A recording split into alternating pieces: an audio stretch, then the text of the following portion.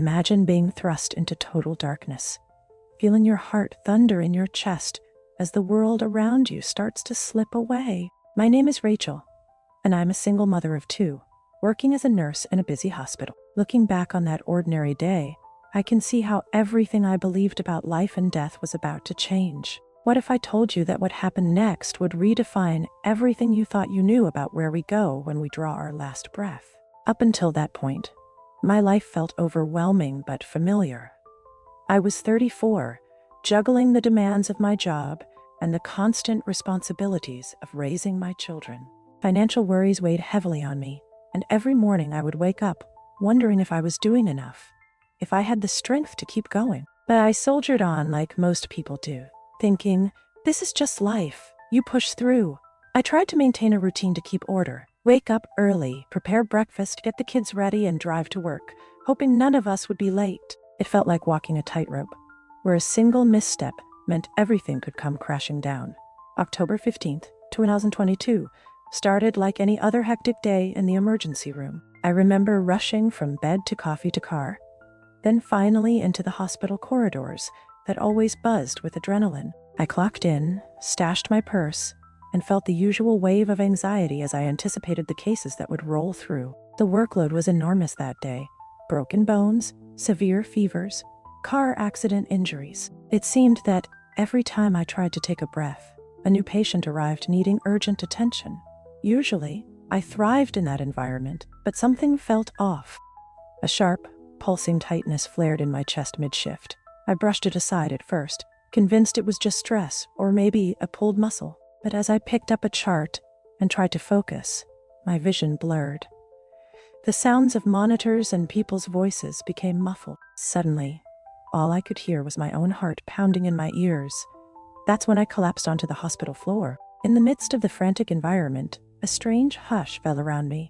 Even though it happened so quickly, my mind seemed to slow everything down. I remember a stabbing pain radiating from my chest to my left arm, and I was desperately trying to breathe, but couldn't. Panic swirled inside me, an acute, suffocating fear that made it impossible to focus on anything else. Yet, at the same time, a part of me felt detached, like I was watching someone else's emergency unfold. I still hear the beeping alarms and the hurried footsteps of my colleagues as they rushed to help me. It was surreal, hovering between panic and a bizarre sense of acceptance. Thoughts of my children flickered through my mind. I remember telling myself, I can't leave them. They need me. Then, in the next moment, I wondered if this was it, if I was about to die. I felt a disorienting pull, like a strong undertow dragging me out to a place I'd never been. My heart pounded against the odds, every beat a question mark. Would it stop altogether? The room spun, colors faded, and all at once my consciousness shifted. There was a sense of plunging into darkness, yet it wasn't the kind of darkness you'd find in a closed room at night. It felt more like being suspended in a void. It was so quiet. My fear persisted, but it felt distant, as though it didn't belong to me anymore. The sense of detachment grew until I realized I was looking down at my own body. I saw the doctors and nurses huddled around me, performing CPR. They were calling out instructions, checking for a pulse, and trying desperately to keep me alive. My hair, usually pulled back in a ponytail, splayed across the linoleum floor. My coworkers pressed on my chest in a frantic rhythm. It was odd. I recognized the routine, having done it myself for other patients. Yet there I was, the patient in crisis, and I was watching it happen from above. That was the moment an even deeper fear gripped me. I was convinced that I must be dying. Nothing else could explain floating outside my body, peering at the scene from such an impossible perspective. But then the darkness came again, deeper this time, wrapping itself around me like a heavy blanket. For a second, I wondered if I would simply disappear. Right when the dread reached its peak, I noticed a sliver of light. At first, I thought it might be someone shining a lamp or a reflection from the overhead lights. But it grew stronger, radiating a warmth that felt strangely personal, as if it were meant just for me. Despite the chaos happening below, I felt compelled to move closer to that light. It was like a gravity that pulled gently, inviting me in. The sensation of fear began to lift, replaced by curiosity that grew with each passing moment. I remember thinking, this can't be real. yet it felt more real than anything I'd ever known. There was a sense of profound familiarity, like I'd stumbled onto something I had known once, but had forgotten. And though part of me still longed to snap back into my body, another part of me felt the promise of comfort and safety. What happened next is the reason I'm sharing my story. As I drew near this expanding brightness, an overwhelming warmth enveloped me. It was as though every cell in my being was bathed in an indescribable sense of love and acceptance. I'd expected to be terrified of the unknown, but instead, relief washed over me. I felt weightless, free from all the worries and burdens that had defined my life. Every unresolved tension seemed to dissolve in that warmth. I couldn't see anything else, just the brilliance that seemed to come from every direction. But then, in the heart of this radiance, I saw a figure.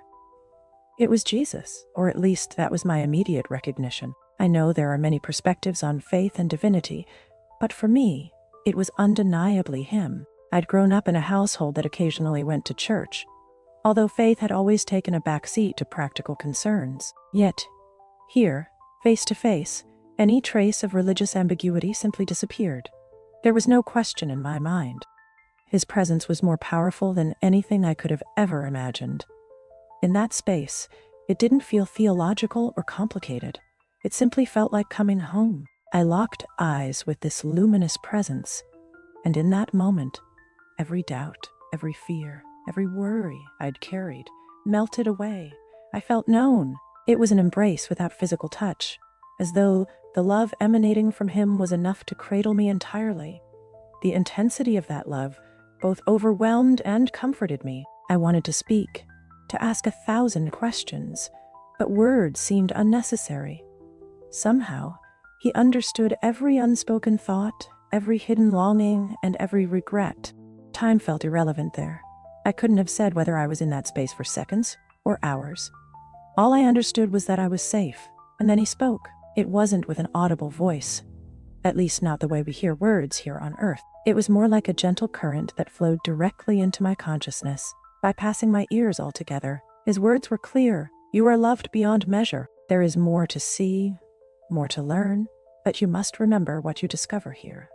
It was as if he was revealing an invitation, urging me to gather the truth from that realm and carry it back with me. I trembled, not in fear, but in awe of the magnitude of what I was experiencing. My heart swelled, and for the first time in my life, I understood what people meant when they spoke of unconditional love. It was a love untainted by judgment, a love that saw me in my totality, my flaws, my strengths, my hopes, and embraced it all. Then came a subtle shift, like a veil being lifted. I felt a new awareness opening up inside me, and with it, I sensed the presence of something else, a kind of lurking darkness. It wasn't in that sacred space with him, but it existed somewhere on the periphery, a reminder that our world is filled with unseen battles and challenges we often ignore or dismiss. Jesus, if I can call him that in a manner that conveys the weight of who he was, locked eyes with me again. I felt words form in my mind. Demons are real, not just the caricatures you read about, but real forces that feed on fear and despair. They thrive where faith is absent. That realization sent a shiver through me. I'd never given much thought to demons or spiritual warfare, chalking those ideas up to superstition. But in that moment, I understood that these things existed as part of a greater spiritual reality, one intertwined with our physical world in ways most of us can't comprehend. I wanted to look away, to avoid the truth of what darkness might be out there, but his unwavering gaze kept me steady. In that gaze, I didn't feel helpless. I felt informed, as though I was being prepared. The next impression I received was about prayer. He conveyed that prayer was far more than pleading or hoping. It was, in his words, a kind of alignment, a means to stand in divine intention and love. When we prayed with genuine faith, we tapped into a power that disrupted the influence of malevolent forces. That was the shocking secret. Prayer wasn't a passive ritual. It was a weapon of light, a force capable of scattering shadows. Images cascaded through my awareness. I saw glimpses of people kneeling, tears in their eyes, praying for strength or relief. Yet behind them, I noticed the subtle presence of shapes that seemed to waver between forms, like living silhouettes, ready to exploit any crack in a person's faith. Each time a sincere prayer flowed from the heart, those shapes recoiled, as if burned by something they couldn't tolerate. The vision was stunning. It showed me that the battles we often interpret as purely emotional or psychological might also have a spiritual dimension, and even more importantly, we weren't powerless in these battles. I recall feeling an urgent desire to hold on to this truth. It seemed so clear and immediate in that space with him. But a part of me worried, what happens when I go back? Will this clarity fade? Will I drown again in stress and self-doubt, convinced that prayer is just wishful thinking?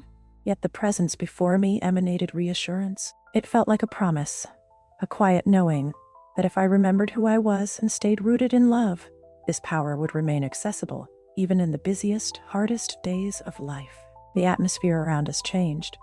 The warm brightness began to recede, and I felt a gentle push, as though I was being guided away. That sensation of home and safety seemed to drift, and I became aware once more of the darkness.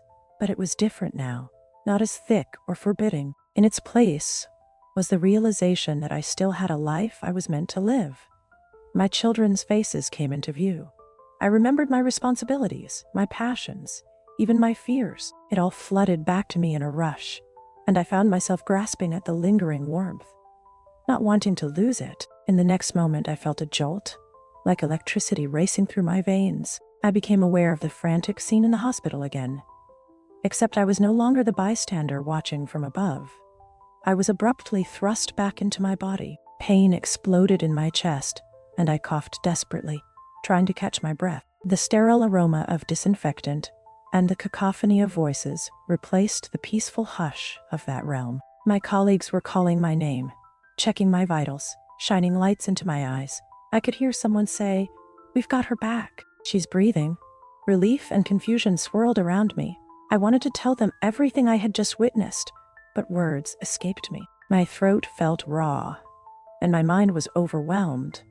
In the days that followed, I underwent countless tests, EKGs, blood work, scans of every sort. The doctors wanted to understand why a reasonably healthy woman in her 30s would collapse from a heart attack. While they looked for medical explanations, I carried another set of questions inside me.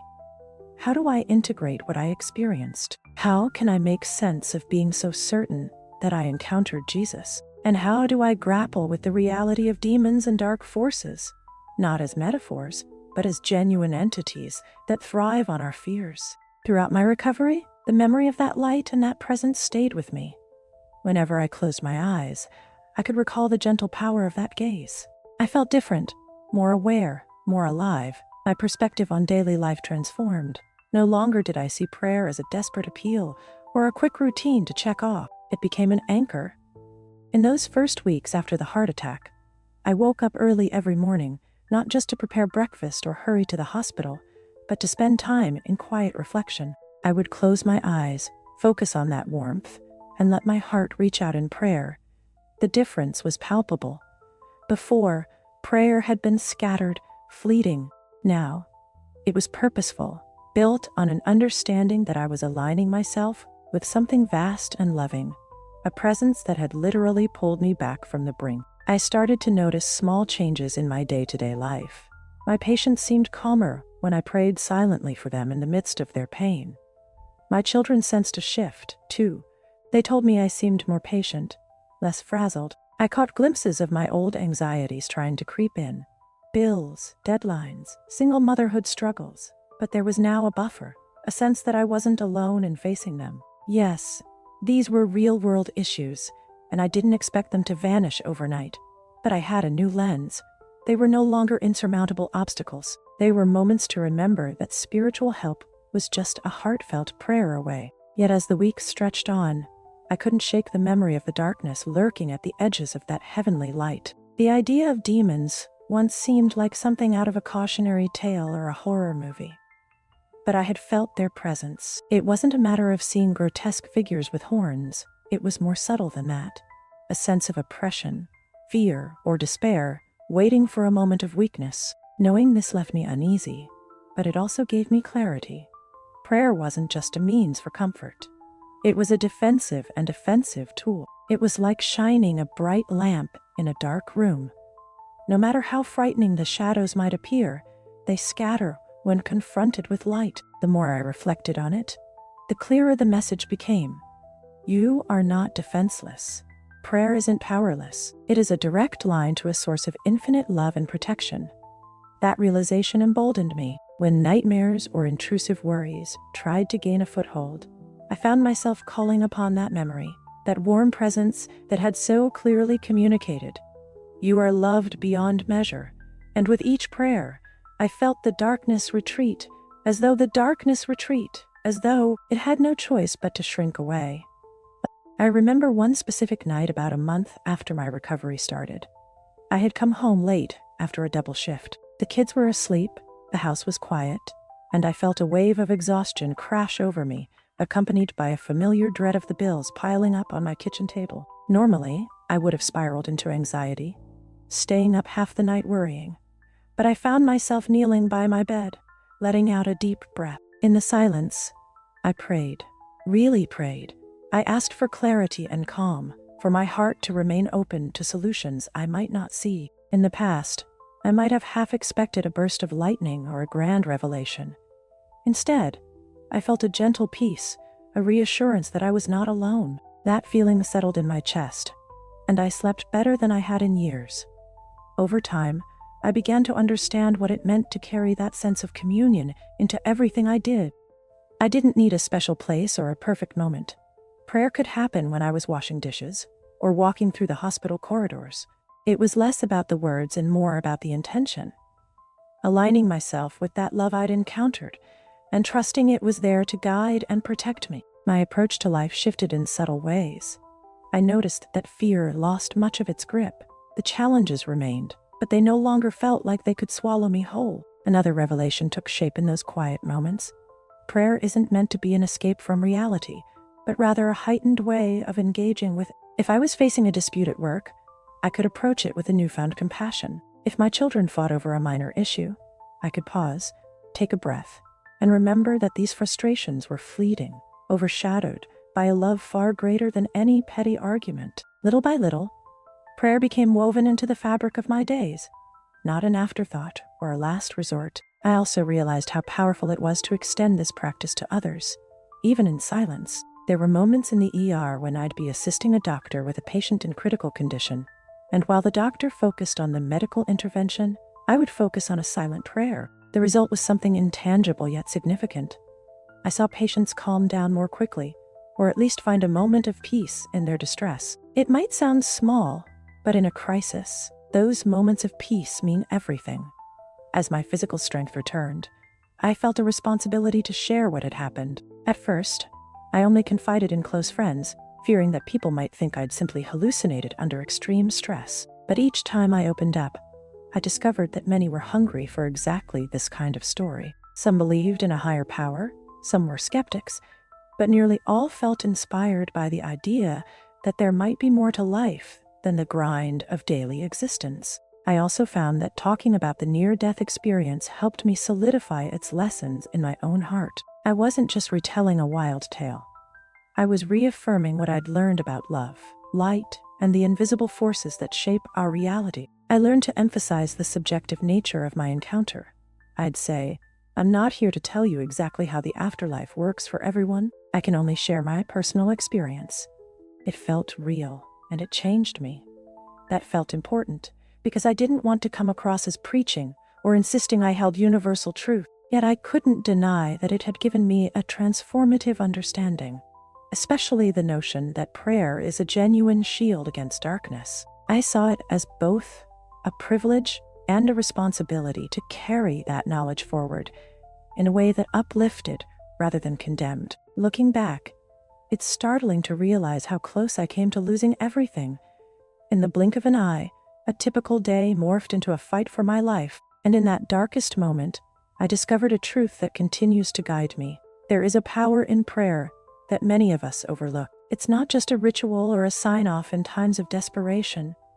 It's a life-giving connection to a force so profound that it can dispel the greatest fears and the stealthiest shadows. I never imagined I'd be speaking about demons or spiritual warfare. I was a practical-minded nurse, a single mom who needed to keep her feet on the ground. But the experience tore down my assumptions.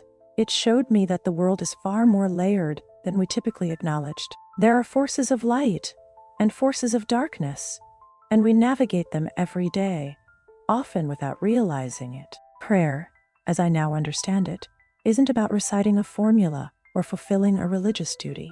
It's about entering a communion that transcends words. In that communion, there's power, there's love, and there's the unshakable reassurance that we are not alone. People ask me, so how do I start? And while I'm cautious about giving instructions, I do share what worked for me. Each morning, before I get caught up in the rush, I take a few moments of quiet. I express gratitude for waking up, for having another day with my children, for the chance to serve others at work. Then, I speak a few simple words: guide me, protect me, keep me aligned with your love. It's not elaborate. Sometimes I don't even speak out loud. It's more an intention that resonates in my heart. Yet even that small practice has become a shield, a way to frame the day so that I'm stepping into it with a sense of connection rather than isolation. I also found it helpful to pray before I fall asleep.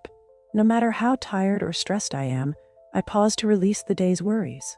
I might picture each concern in my mind: financial stress, family issues, professional challenges, and then I hand them over to that presence I felt on the other side. I ask for wisdom to handle them better tomorrow. More often than not, I drift off with a sense of peace rather than the swirling anxiety that used to keep me up.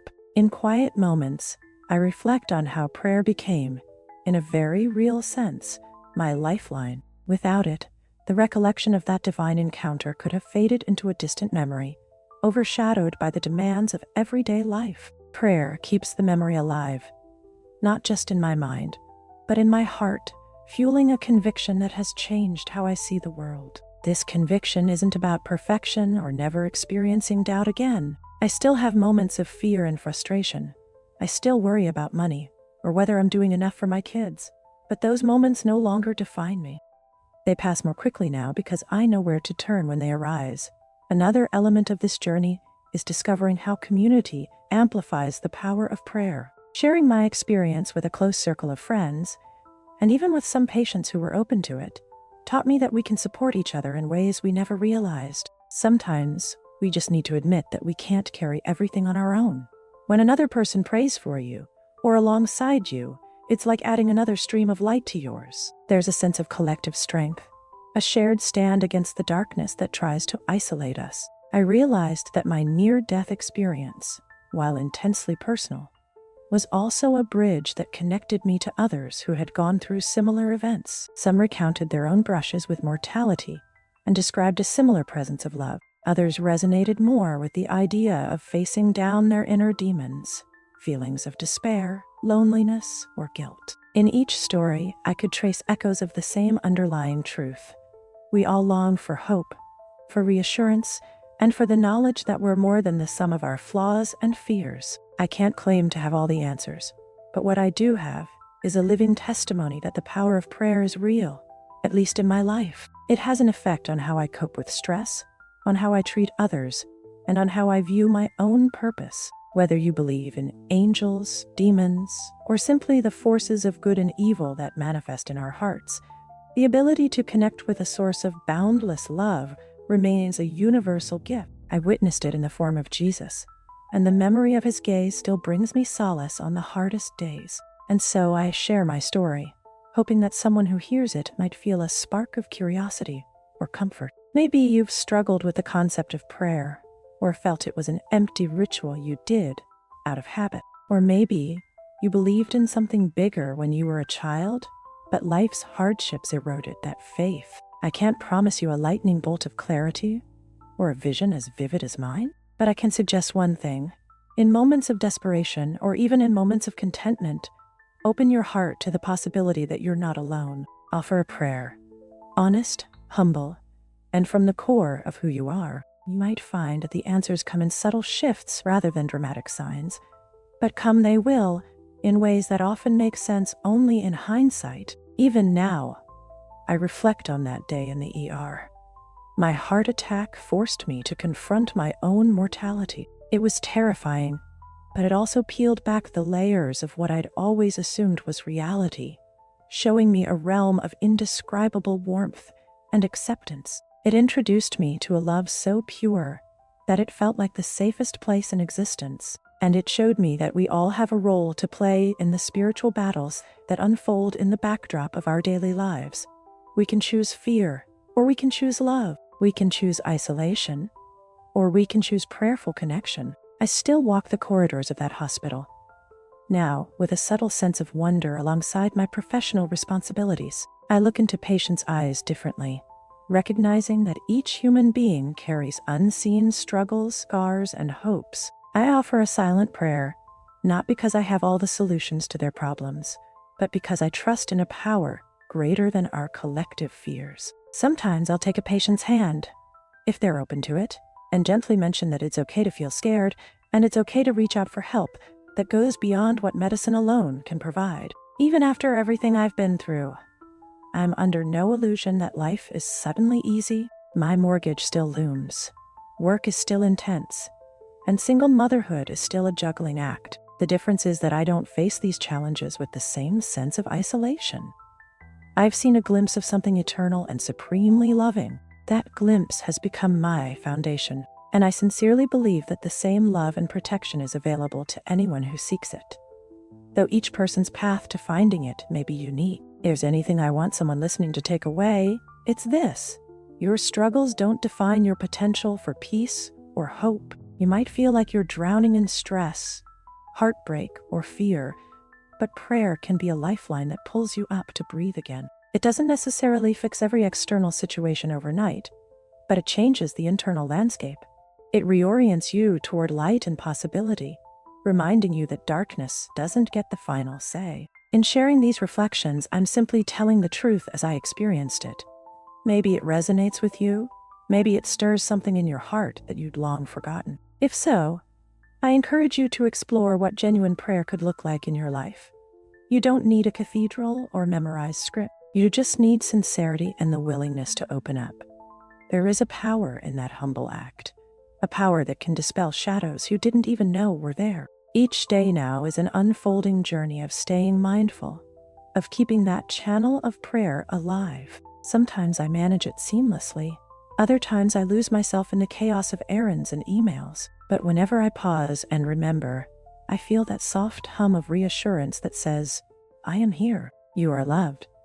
And in that reassurance, demons have no room to breathe, anxieties lose their sting, and life's challenges seem less like threats and more like calls to grow in trust. I will never forget how close I came to the edge of life on that October day, nor will I forget the boundless compassion in those eyes or the warmth in that light. It's become the compass for every decision I make, every conversation I have. This is what keeps me going. The knowledge that we are participants in a story so much bigger than we can see. We are not at the mercy of random fate or unseen terrors. We are children of love, armed with the power of prayer, capable of casting out shadows with a simple, heartfelt plea. I'm still me, a mother, a nurse, a woman with everyday worries, but I carry a secret inside, one that's both humbling and empowering. There is a spiritual core to life that operates on love, When we tap into that love through prayer, we find a strength that is unimaginable when we try to rely solely on ourselves. If my experience shows anything, it's that no matter how dire the circumstance, there's always more unfolding beneath the surface. And within that unfolding, you'll discover a grace that stands ready to guide you, protect you, and most of all, remind you of who you really are. I'm sharing this in the hope that someone who hears it feels a pull toward that same source of light. Whether you call it God, Jesus, or simply the force of love, it's there, patient, present, and waiting to be invited in. Even if you feel uncertain or skeptical, remember that true prayer doesn't require perfect faith to start. It just requires an honest moment, a vulnerable heart, and the smallest whisper of help or show me. That whisper can part the curtains of fear, letting in a gentle beam of hope that expands with each subsequent step. And so, I continue forward, grateful for this second chance at life. I do my best to use it wisely, to show kindness where I might have shown impatience before, to encourage prayer where I might have once offered only empty sympathy. I'm still healing, in all senses of the word, and I suspect that healing is a lifelong process. But I move through each day with a renewed sense of purpose, convinced that the darkness we fear is no match for the radiant love I encountered when I nearly lost my life. If my story touches even one heart, encouraging someone to look within and say a quiet prayer, then maybe that's part of why I was sent back at all. I hope, in some small way, you find strength in hearing this. We each have battles to fight, whether they are visible or hidden deep within. But the next time you feel cornered by life, remember that there's a power within you, waiting to be awakened by a prayer. Let that power illuminate the path ahead, and know that you don't stand alone. In the journey of faith, in the quiet spaces between breaths, there is always a light ready to guide you home.